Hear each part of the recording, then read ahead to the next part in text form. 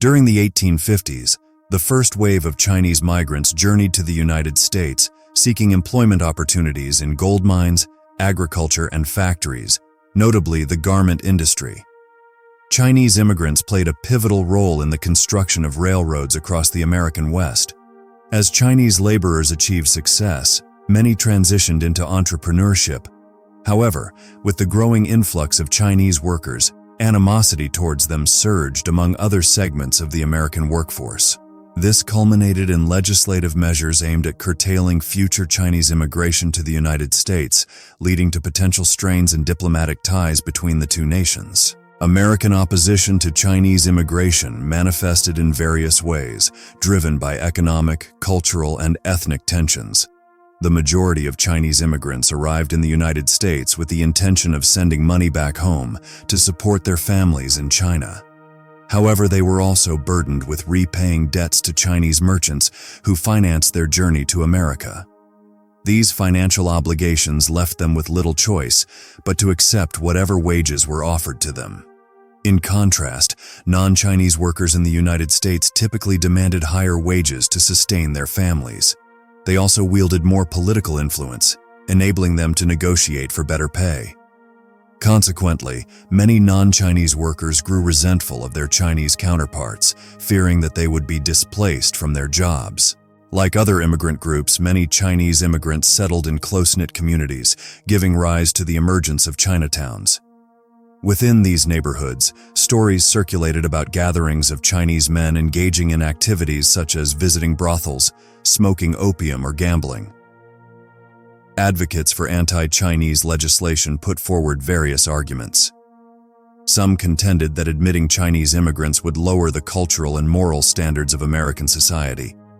Others made openly racist arguments, expressing concerns about preserving the racial composition of the United States. Chinese immigrants confronted more than just job insecurity. They also faced potentially fatal situations. They experienced a surge of violent racist attacks during their early years in the country.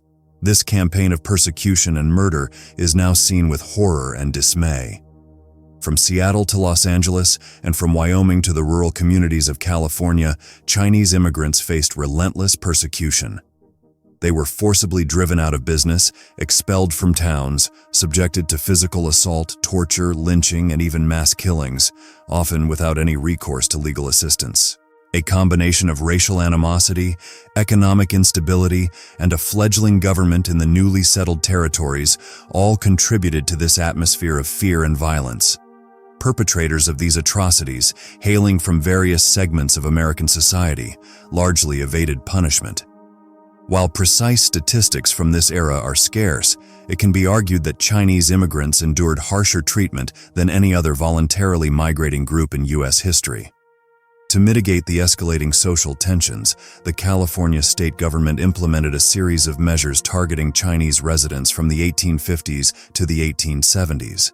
These measures included mandating special licenses for Chinese businesses or workers and prohibiting naturalization. However, many of these efforts to curb Chinese immigration and discriminate against the Chinese population conflicted with the terms of the 1868 Burlingame-Seward Treaty with China. Consequently, the federal government nullified a significant portion of this legislation.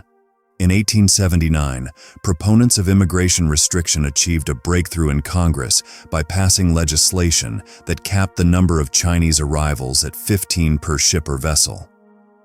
Republican President Rutherford B. Hayes vetoed the bill on the grounds that it violated existing U.S. treaty agreements with China. Nonetheless, the passage of this legislation marked a significant triumph for advocates of exclusion. Meanwhile, Democrats, particularly those from the western states, pushed for a complete ban on Chinese immigration.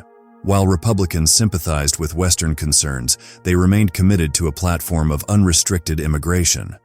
To address the demands of Western states without antagonizing China, President Hayes pursued a revision of the Burlingame-Seward Treaty, seeking China's agreement to restrict immigration to the United States.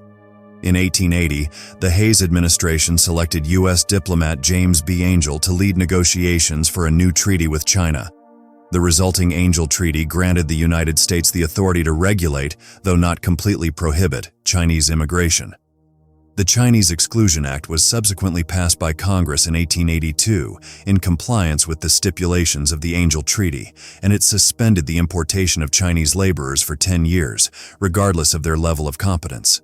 With the prospect of incarceration and deportation, this measure effectively prevented Chinese laborers from entering the country, marking the first serious restriction on unrestricted immigration in American history. Additionally, it rendered Chinese immigrants ineligible for U.S. citizenship, thereby denying them the opportunity to reunite with their families or establish new ones in their adopted homeland. Furthermore, the act mandated that every Chinese individual entering or leaving the country carry a certificate specifying their status as a laborer, scholar, diplomat, or merchant. When it came to addressing the issue of Chinese exclusion, American presidents and Congress members faced the challenge of striking a balance between domestic sentiments and politics, which leaned towards an anti-Chinese stance, while also preserving positive diplomatic ties with China. Exclusionary measures risked being perceived as breaches of treaty obligations and could strain international relations. However, domestic priorities ultimately took precedence over international considerations. In 1888, Congress went a step further by enacting the Scott Act, which barred individuals from re-entering the United States after traveling to China, even for long-term legal residence. While this move was viewed as a direct insult by the Chinese government, it was unable to prevent the legislation from being passed. Subsequently, in 1892, Congress voted to extend the exclusion policy for another decade through the WWII Act. In 1902, the scope of the prohibition was broadened to include Hawaii and the Philippines, despite vehement objections from the Chinese government and populace. Congress later perpetuated the Exclusion Act indefinitely through subsequent extensions. In 1905, Chinese merchants reacted to the indignation caused by the exclusionary laws by orchestrating an anti-American boycott. While the Chinese government did not officially endorse the boycott, it garnered unofficial backing during its initial phases. President Theodore Roosevelt acknowledged the boycott as a direct reaction to the unjust treatment of Chinese immigrants by the United States. However, mindful of America's reputation, he urged the Chinese government to quell the protest. After a challenging 5-month period, the momentum behind the boycott waned, and it quietly came to an end. Throughout the early decades of the 20th century, Chinese immigrants persisted in their efforts to achieve greater integration into American society. Despite the continued enforcement of the Exclusion Act, certain provisions allowed Chinese merchants, diplomats, and students to enter the country. Moreover, these immigrants were temporarily permitted to bring their spouses and families. To exploit this loophole, many young individuals entered the U.S. by posing as relatives of those with merchant status, earning them the label of paper sons and paper daughters. Despite facing numerous legal and practical challenges, between 1910 and 1940, an estimated 175,000 Chinese immigrants passed through the Angel Island immigration station near San Francisco. Concurrently, the increasing number of children born to Chinese Americans contributed to the community's sense of stability and permanence. Since any child born in America automatically acquired U.S. citizenship, many parents purchased property in their children's names, enabling them to establish businesses and make investments that would otherwise have been inaccessible. As more immigrants secured professional jobs and achieved financial success, they moved from urban Chinatowns to new suburbs or other outlying neighborhoods. Even with ongoing immigration restrictions, the Chinese population in the U.S. started to grow again after falling from approximately 107,000 in 1890 to a low of 61,000 in 1920. The onset of World War II further integrated Chinese immigrants and their descendants into mainstream U.S. society. Japan's brutal invasion of China generated increased public sympathy for the Chinese people, leading many Chinese Americans to register for the draft, join war industries, and enlist in record numbers. San Francisco's Chinatown even established and funded its own pilot training school to prepare Chinese American pilots for combat against the Japanese Air Force. Nearly half of the 13,000 Chinese American soldiers who served during the war were not U.S. citizens, still restricted by the Chinese Exclusion Act of 1882. In 1943, the Exclusion Act was repealed due to wartime labor shortages and changing public sentiment.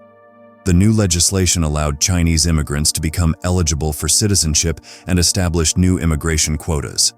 Further changes occurred 2 years later with the War Brides Act and the GI Fiancés Act, which enabled Chinese Americans to bring their wives to the United States. This marked a significant shift, allowing Chinese American families to flourish and reinforcing the importance of family life, a core value of Chinese culture within the U.S. By the late 1960s, the Chinese American community had undergone a significant transformation. After years of slow growth under strict regulations, Chinese immigration increased dramatically. The Immigration and Naturalization Act of 1965, passed in the mid-60s, reshaped the way the U.S. counted its immigrant population. This law permitted a greater number of skilled workers and family members to enter the country and eliminated the old quota system that favored Western Europeans. Consequently, the Chinese American population in the U.S. nearly doubled within a decade. With the new wave of growth, the community evolved. This new group of immigrants came from urban areas like Hong Kong and Taiwan, unlike the earlier immigrants from rural Chinese provinces in the 1800s and early 1900s. These immigrants had a different outlook, influenced by urban fashion, music, and higher expectations of social mobility, contrasting with the slower-paced, close-knit communities established by earlier arrivals. In the 1980s, an influx of people from China, including university students, joined the migration to the U.S.